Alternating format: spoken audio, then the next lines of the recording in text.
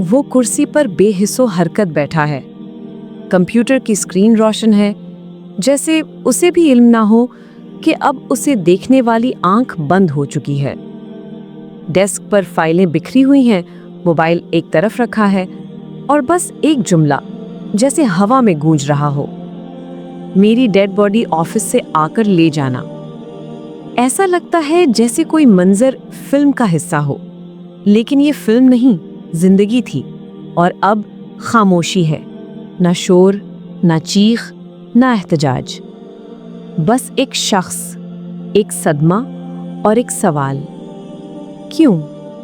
ये सवाल गूंज रहा है, दीवारों से टकरा रहा है।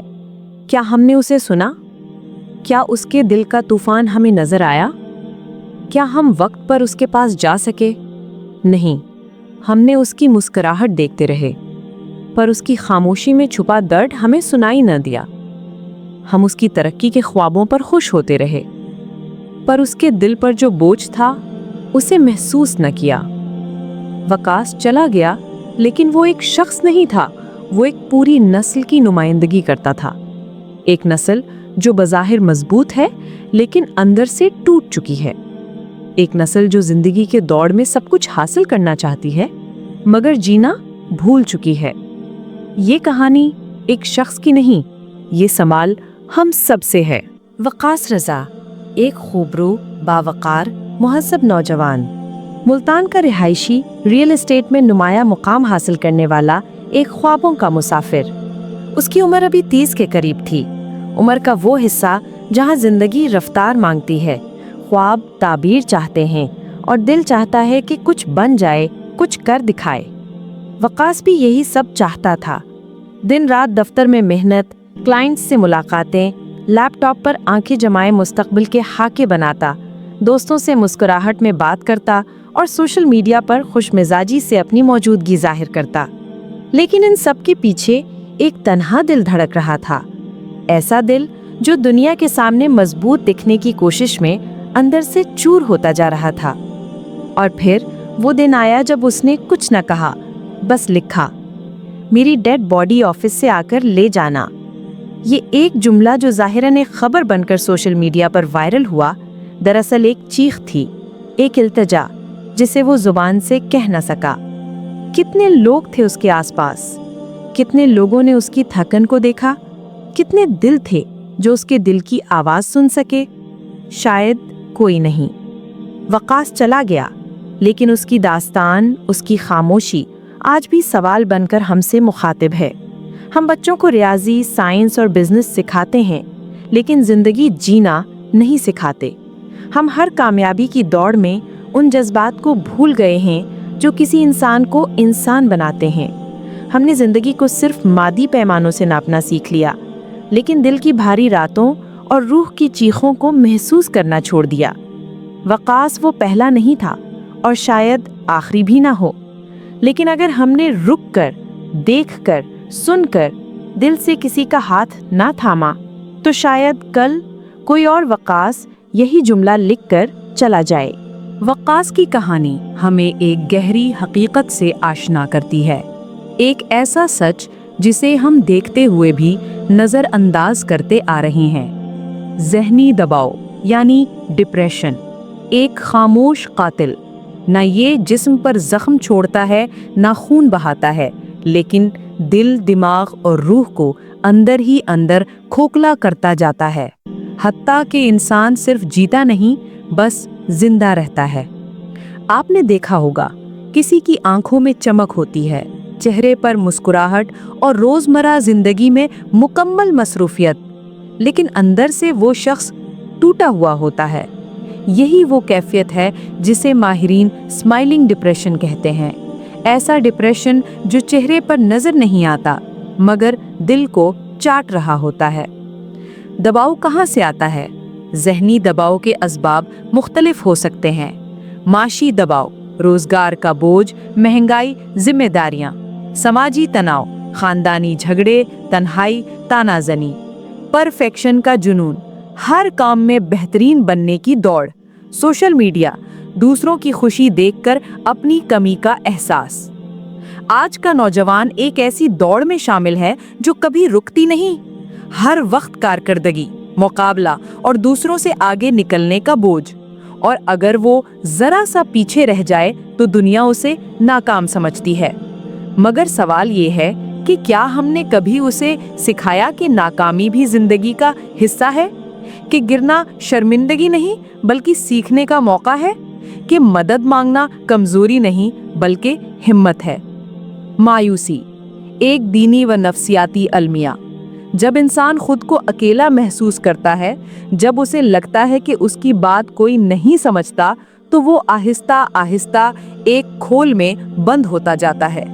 یہی وہ لمحہ ہوتا ہے جہاں ایک نرم جملہ، ایک پرخلوص ہاتھ یا ایک سنجیدہ گفتگو کسی کی جان بچا سکتی ہے۔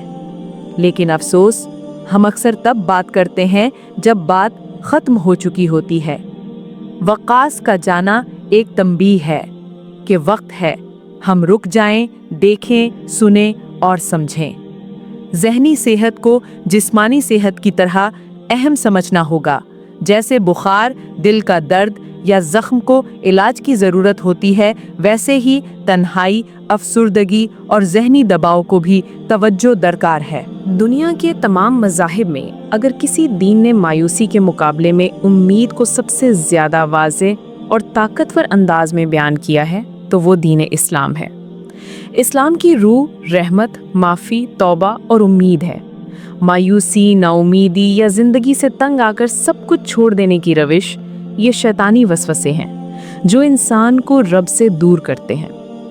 اللہ تعالیٰ نے قرآن میں صاف فرمایا، وَلَا تَيْأَسُوا مِن رُوحِ اللَّهِ إِنَّهُ لَا يَيْأَسُ مِن رُوحِ اللَّهِ إِلَّا الْقَوْمُ الْكَافِرُونَ، اور اللہ کی رحمت سے مایوس نہ ہو، بے شک اللہ کی رحمت سے صرف کافر ہی مایوس ہوتے ہیں۔ یہ آیت اس وقت نازل ہوئی جب حضرت یعقوب علیہ السلام اپنے بیٹے یوسف سے جدا تھے اور آنکھوں کی بینائی کھو چکے تھے، لیکن امید نہیں چھوڑی۔ اسلام ہمیں بتاتا ہے کہ چاہے تم کتنے ہی ٹوٹے ہو، کتنے ہی گناہوں میں لت پت ہو، کتنے ہی بوجھ تلے ہو، اللہ کی رحمت تم سے زیادہ بڑی ہے۔ مایوسی شیطان کا ہتھیار۔ شیطان انسان کو دو طرفہ تباہ کرتا ہے۔ پہلے گناہ کی طرف بلاتا ہے، پھر جب انسان گناہ کر بیٹھتا ہے تو اس کے دل میں مایوسی ڈالتا ہے کہ اب تو تیرا رب تجھے معاف نہیں کرے گا۔ یہی وجہ ہے کہ نبی کریم صلی اللہ علیہ وآلہ وسلم نے فرمایا، ان الشیطان یأتی احدکم فیقول من خلق کذا وکذا حتی یقول من خلق ربک فاذا بلغہ فلیستعذ باللہ وَلْيَنْتَهِ۔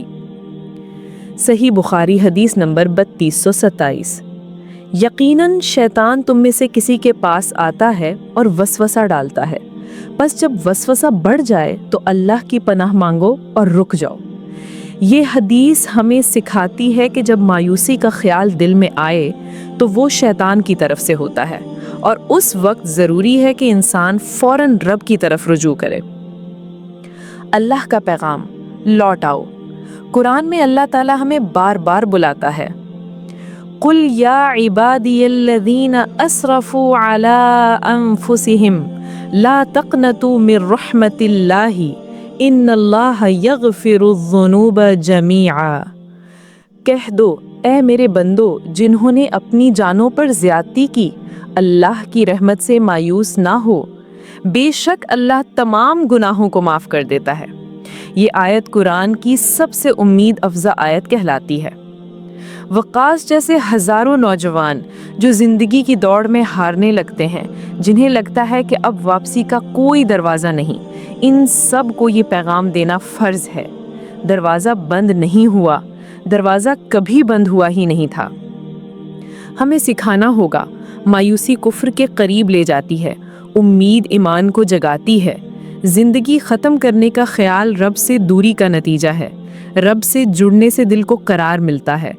یہی وقت ہے کہ ہم اپنے نوجوانوں کو صرف کامیاب ہونا نہ سکھائیں، بلکہ اللہ پر بھروسہ کرنا، دعا کرنا، مایوسی سے بچنا اور امید کا دامن نہ چھوڑنا بھی سکھائیں۔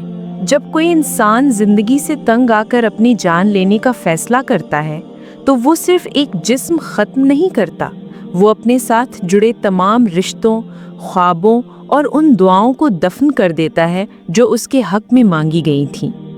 اسلام میں خودکشی سوسائیڈ کو صرف ایک جرم نہیں بلکہ بہت بڑا گناہ قرار دیا گیا ہے، کیونکہ یہ صرف جسمانی موت نہیں بلکہ رب کی رحمت سے مایوسی کا اظہار ہے۔ قرآن کا پیغام ہے، اپنی جان مت لو، وَلَا تَقْتُلُوا أَنفُسَكُمْ إِنَّ اللَّهَ كَانَ بِكُمْ رَحِيمًا، سورۃ النساء 4 آیت 29۔ اور اپنی جانوں کو مت قتل کرو، بے شک اللہ تم پر مہربان ہے۔ یہ آیت ہمیں بتاتی ہے کہ اپنی جان لینا رحمت الہی کے خلاف ہے۔ اللہ تو تم سے محبت کرتا ہے، تمہاری مشکلات دیکھتا ہے، پھر تم کیسے خود ہی اپنی جان کے دشمن بن سکتے ہو؟ نبی کریم صلی اللہ علیہ وسلم نے فرمایا، ان قتل نفسہ بحدیدۃ فحدیدتہ فی یدہ یجأ بہا فی بطنہ فی نار جہنم خالدا مخلدا فیہا ابدا، صحیح بخاری حدیث نمبر 5778۔ جس نے خود کو کسی لوہے کے ہتھیار سے قتل کیا، وہ ہتھیار اس کے ہاتھ میں ہوگا اور وہ جہنم میں ہمیشہ اپنے پیٹ میں چبھوتا رہے گا۔ اس حدیث کی شدت بتاتی ہے کہ خودکشی صرف ایک لمحاتی عمل نہیں بلکہ اس کا آخری نتیجہ بہت ہولناک ہو سکتا ہے۔ خودکشی کا سبب، گناہ سے زیادہ بے بسی۔ اسلام خودکشی کرنے والے شخص کے گناہ کو بیان ضرور کرتا ہے لیکن اسے صرف سزا کے تناظر میں نہیں دیکھتا بلکہ اس کی روحانی، نفسیاتی اور سماجی حالت پر بھی نظر ڈالتا ہے۔ اکثر لوگ جو یہ قدم اٹھاتے ہیں وہ گناہ پر ضد نہیں ہوتے، وہ محض شدید ذہنی دباؤ، تنہائی اور بے بسی میں مبتلا ہوتے ہیں۔ یہاں معاشرے کا کردار سامنے آتا ہے۔ کیا ہم نے اس شخص کی آواز سنی تھی؟ کیا ہم نے اسے کمزور کہہ کر نظر انداز کر دیا؟ کیا ہم نے اس کے اشارے سمجھے؟ رسول صلی اللہ علیہ وسلم کا انداز رحمت۔ نبی کریم صلی اللہ علیہ وسلم کو جب ایسے لوگوں کے بارے میں خبر ملتی تو آپ غصے سے زیادہ افسوس اور ہمدردی فرماتے، کیونکہ آپ صلی اللہ علیہ وسلم جانتے تھے کہ ایک شخص جب خود کو ختم کرنے پر آمادہ ہو تو وہ پہلے ہی اندر سے مر چکا ہوتا ہے۔ دین کا پیغام، اسلام سختی سے خودکشی کو روکتا ہے مگر اس شخص کے لیے رحمت کے دروازے بند نہیں کرتا۔ ہمیں چاہیے کہ ایسے افراد کے لیے دعا کریں، ان کے حالات کو سمجھیں، ان کے خاندان کو سہارا دیں اور معاشرے میں شعور پیدا کریں۔ وقاص چلا گیا لیکن ہمیں یہ سبق چھوڑ گیا کہ زندگی چاہے جتنی بھی مشکل ہو، رب کی رحمت ہمیشہ اس سے بڑی ہے۔ ہم نے اکثر دین کو صرف عبادات، احکام اور حلال و حرام کی حد تک سمجھا ہے، جبکہ نبی کریم صلی اللہ علیہ وسلم کی زندگی ایک مکمل انسان کی مکمل رہنمائی ہے۔ آپ صلی اللہ علیہ وسلم نے صرف جسمانی بیماریوں کا علاج نہیں بتایا بلکہ دل اور ذہن کے زخموں پر بھی مرہم رکھا، اور یہی وہ پہلو ہے جو ہمیں سکھاتا ہے ذہنی صحت یعنی مینٹل ہیلتھ صرف جدید سائنس کا تصور نہیں بلکہ سنت نبوی صلی اللہ علیہ وسلم کا ایک روشن باب ہے۔ نبی صلی اللہ علیہ وسلم کا احساس نفس۔ رسول اللہ صلی اللہ علیہ وسلم اپنے صحابہ کے جذبات، اندرونی کیفیات اور دل کی حالت کو بڑی گہرائی سے جانتے تھے۔ حضرت علی رضی اللہ تعالیٰ عنہ فرماتے ہیں کہ جب کوئی شخص رنجیدہ ہوتا تو نبی صلی اللہ علیہ وسلم اسے پہچان لیتے، اس کے چہرے سے اس کی کیفیت جان لیتے اور فوراً اس سے سوال کرتے، تمہارا دل کیوں پریشان ہے؟ یہ بات آج کے نفسیاتی ماہرین بھی کہتے ہیں کہ پہچاننا ہی پہلا قدم ہے، اور نبی صلی اللہ علیہ وسلم صدیوں پہلے یہ سبق دے چکے ہیں۔ غم، اضطراب، پریشانی یہ انبیاء علیہ السلام کی سنت ہے۔ ہم یہ سمجھتے ہیں کہ غم، بے چینی یا پریشانی صرف کمزور لوگوں کی کیفیت ہے، لیکن قرآن ہمیں بتاتا ہے کہ یہ انبیاء علیہ السلام کی زندگی کا بھی حصہ رہا ہے۔ حضرت یعقوب علیہ السلام کا غم، وَبْيَضَّتْ عَيْنَاهُ مِنَ الْحُزْنِ فَهُوَ كَظِيمٌ، سورۃ یوسف 12:84۔ اور ان کی آنکھیں غم سے سفید ہو گئیں اور وہ دل ہی دل میں غم چھپائے ہوئے تھے۔ نبی کریم صلی اللہ علیہ وسلم خود عام الحزن میں شدید نفسیاتی اذیت سے گزرے۔ جب حضرت خدیجہ رضی اللہ تعالیٰ عنہ اور ابو طالب کا انتقال ہوا تو آپ صلی اللہ علیہ وسلم اتنے پریشان ہوئے کہ कई दिन तन्हा रहे, दुआएं मांगते और गम को अल्लाह के सामने बयान करते। नबी सल्लल्लाहु अलैहि वसल्लम की दुआएं रूहानी इलाज। जहनी परेशानी के वक्त नबी सल्लल्लाहु अलैहि वसल्लम ने जो दुआएं सिखाईं वो महज अल्फाज नहीं बल्कि रूहानी नफ्सियात का मुकम्मल नुस्खा है। अल्लाहुम्मा इन्नी अऊज़ु बिका मिनल हम्मी वल हज़नी वल अज्ज़ी वल कसली वल जुबनी वल बुखली व गलबतिद दैनी व कहरिर रिजाल। सही बुखारी हदीस 2893। ए अल्लाह, मैं तेरी पनाह मांगता हूँ गम फ़िक्र, आजिज़ी व काहिली, बुज़दिली व बुखल, कर्ज के बोझ और लोगों के जुल्म से। नतीजा, नबी सल्लल्लाहु अलैहि वसल्लम हमें सिखाते हैं कि जज्बात को दबाना नहीं, बयान करना है। किसी के चेहरे के पीछे छुपे दर्द को महसूस करना सुन्नत है। दुआ, जिक्र, मशवरा, ये सब ज़हनी सुकून के ज़राए हैं और दर्द को समझना दीन का हिस्सा है। वकास की कहानी सिर्फ एक शख्स की कहानी नहीं, ये एक मुआशरती अलमिया है जिसमें हर फर्द, हर रिश्ता, हर इदारा कहीं ना कहीं जिम्मेदार है। नौजवान जब खुद से लड़ रहा हो तो वो किसी किताब, किसी लेक्चर या किसी कानून से पहले एक इंसान की तलाश करता है। ऐसा इंसान जो उसे सुने, समझे और जज ना करे। वालिदैन बच्चों के करीब, ख्वाबों के पीछे नहीं। हमारे यहाँ अक्सर वालिदैन बच्चों से ये तो पूछते हैं, पढ़ाई कैसी जा रही है, ग्रेड कितने आए, अगला हदफ क्या है। लेकिन बहुत कम वालिदैन ये सवाल करते हैं, तुम खुश तो हो ना, दिल कैसा है आज, क्या कुछ बोझ लग रहा है। याद रखें, बच्चा सिर्फ कामयाबी के लिए नहीं, मोहब्बत के लिए भी तरबियत मांगता है। अगर वालिदैन हर वक्त तनकीद, तवक्को और तकाबुल के दायरे में रहेंगे तो बच्चे खामोश हो जाएंगे और वो खामोशी कभी कभी जिंदगी की आखिरी खामोशी बन जाती है। दोस्त और रिश्तेदार मजाक नहीं, मदद बने। जब कोई नौजवान परेशान हो, उदास हो या अलग थलग हो जाए तो हम में से अक्सर लोग मजाक उड़ाते हैं, लक़ब देते हैं या ओवर रिएक्टर कहकर नज़रअंदाज कर देते हैं। लेकिन वो जुमले जिन्हें हम चुटकुले समझते हैं कभी किसी की आखिरी हिम्मत को तोड़ सकते हैं। अगर कोई दोस्त कहे, मुझे लगता है मैं अब बर्दाश्त नहीं कर पा रहा, तो ये मजाक नहीं, ये एक रेड सिग्नल है। स्कूल्स और जामियात नसाब में इंसानियत भी हो। हम बच्चों को हिसाब सिखाते हैं, साइंस पढ़ाते हैं, टेक्नोलॉजी के माहिर बनाते हैं, लेकिन क्या हम उन्हें जिंदगी की ठोकरें सहना सिखाते हैं, जज्बात को संभालना सिखाते हैं। मदद मांगना कमजोरी नहीं, हिम्मत है, ये बताते हैं। तालीमी इदारे सिर्फ इल्म नहीं, दिल का शऊर भी दें। कहीं ऐसा ना हो कि डिग्रियां तो हाथ में हों मगर दिल में अंधेरे हों। चंद जुमले जो जिंदगी बचा सकते हैं।